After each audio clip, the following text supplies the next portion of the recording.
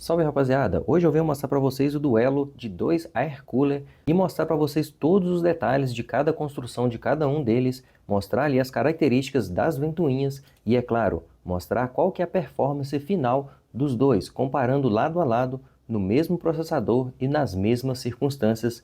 Então não perca nenhum pedaço desse vídeo porque eu vou mostrar para vocês todos os detalhes desses dois Air Cooler, um muito conhecido aí que é da marca Deepcool, que é o modelo AG400, e esse Air Cooler vai representar outros modelos similares a esse, como o AK400 e também aquele GameStrong, que é um Air Cooler remarcado pela Redragon, que tem basicamente ali a mesma ventoinha e a mesma estrutura, embora ela tenha um acabamento aqui por cima. E ambos Air Cooler estão na faixa entre 130 a 170 reais. Eu vou deixar o link na descrição para vocês das melhores promoções desses dois. Já esse outro aqui é de uma marca menos conhecida, que é da marca Selva Leopard. É uma marca que está crescendo bastante aí no segmento de ventoinhas, gabinetes, Air Cooler e também o Water Cooler. Ele veio assim nessa caixa, dessa forma.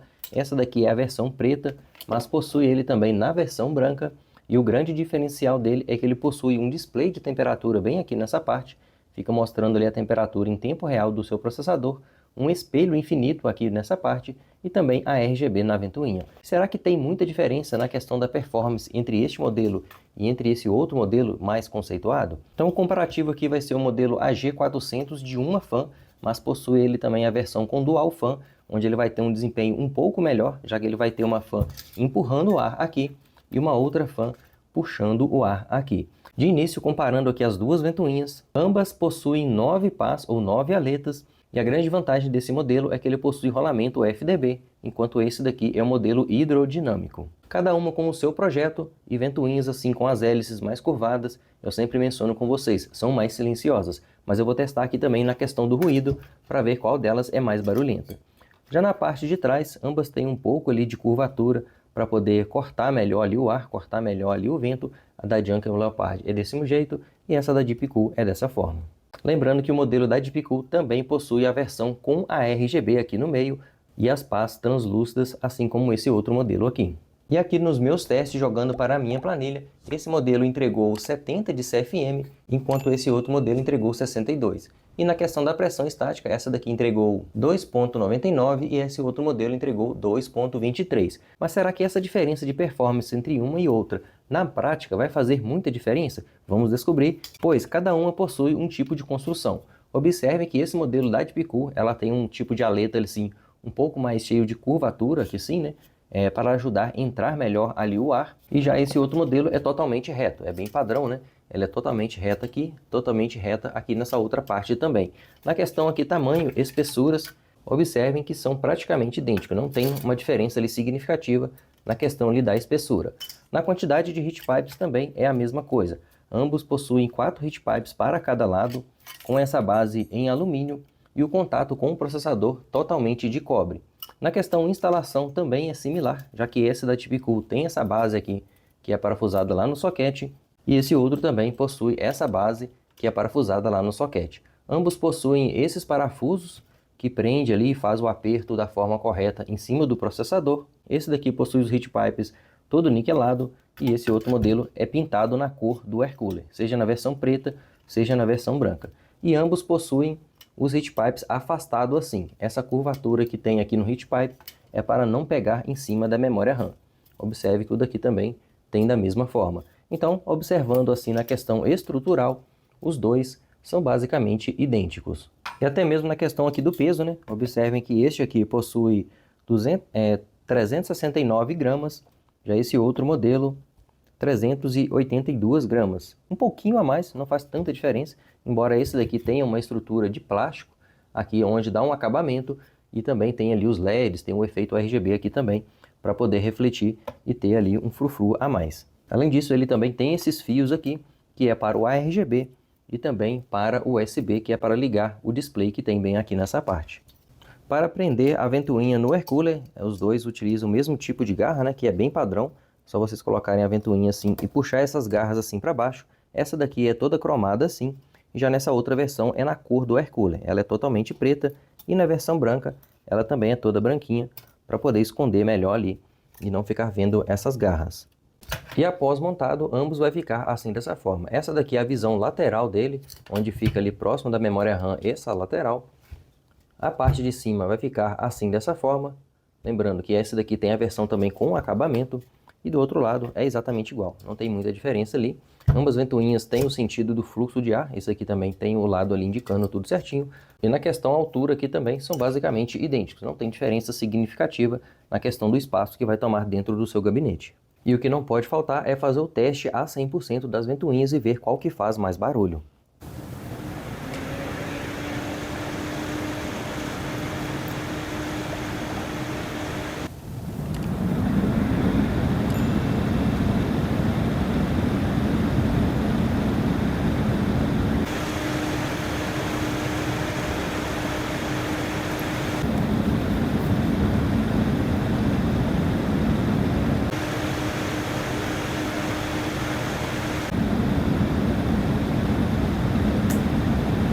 Ok, como vocês viram aí, esse modelo aqui se saiu um pouquinho mais silencioso, a diferença não é tão grande. Na percepção aqui é bem pouca a diferença dessa daqui ser mais barulhenta do que essa.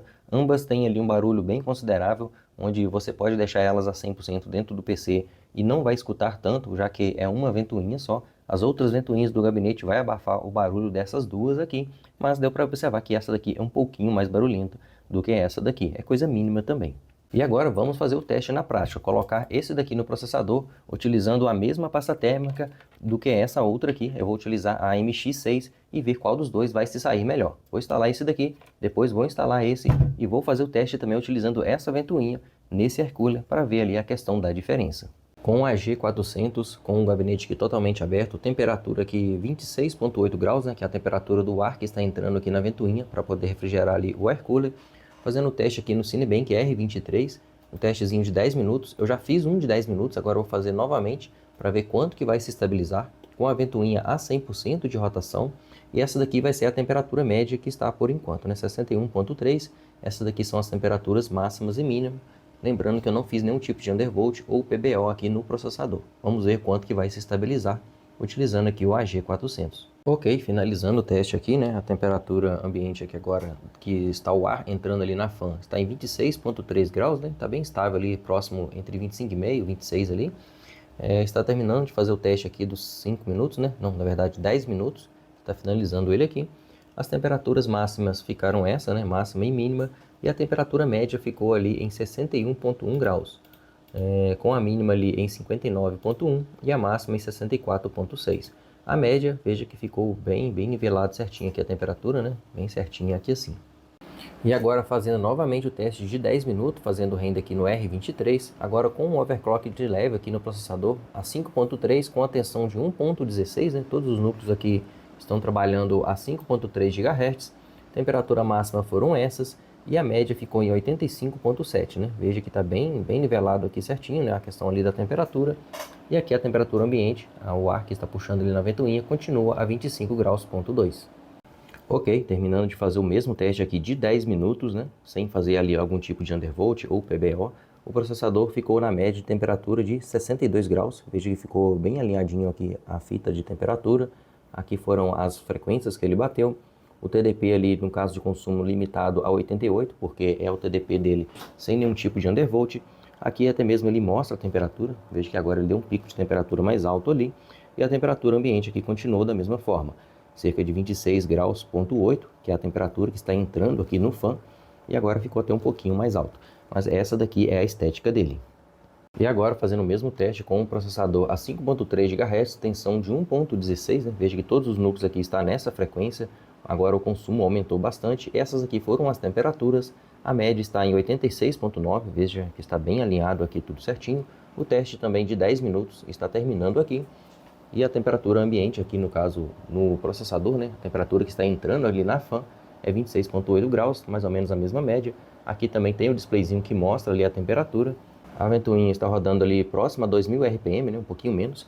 Vou pegar essa ventoinha, colocar nesse Hercooler e ver se vai fazer diferença. Estou refazendo novamente os testes de 10 minutos, falta 2 minutos para concluir, mas já dá para ter uma ideia de quanto vai ficar ali a temperatura, né? Veja que ficou bem alinhado aqui, com a temperatura média de 61,7 graus, e porém como pode observar, a temperatura ambiente, a temperatura que está entrando o ar ali na ventoinha, também está um pouco mais de 1 grau mais quente do que da outra vez. Então sim, a temperatura ambiente vai influenciar muito aqui na questão da temperatura final, mas com a temperatura variando entre 25 e 26 graus, eu fiz e refiz os testes aqui e vou mostrar para vocês ali os valores bem reais de questão de temperatura. Veja que agora ficou 61,8, né? É as temperaturas ali média, lembrando que essa daqui é a temperatura média, o mínimo ficou 60,4, com a máxima 65. Porém, o que eu acho mais justo é colocar a temperatura média, pois é o quanto o air cooler conseguiu segurar ali a temperatura durante todo o teste dos 10 minutos. Está quase terminando aqui. Terminando, falta 1 minuto e pouco ali, temperatura média 61,8. E vamos ver agora como que vai ficar ali com o processador a 5.3 GHz em todos os núcleos. E agora fazendo o mesmo teste, porém com a fan da Deepcool, temperatura ambiente ali 26.8 graus, se manteve ali praticamente a mesma, com o processador aqui a 5.3 GHz, 1.16 de tensão e a temperatura média foi 84.7. Veja que está bem alinhadinho aqui também a questão da temperatura. A questão aqui do consumo também ficou neste, temperaturas máximas ficaram nessa. A ventoinha tem um pouco mais de RPM, né? Ela chegou a rodar nessa quantidade aqui. E a frequência do processador travada ali a 5.5. Deixa eu só zerar novamente aqui as métricas, né? Veja que está travada ali, né? 5.5 não, 5.3, né?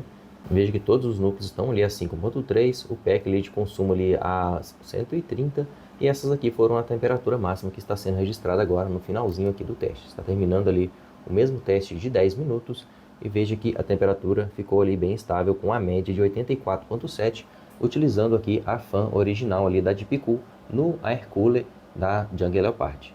E agora dizendo ali de forma reduzida, né, o AG400 ficou com 61, enquanto o KF420 ficou com a média de 62 e o KF420 com a fan do AG400 ficou 61.8. Basicamente é um empate técnico, então a diferença entre eles vai ser muito pouca no resultado final.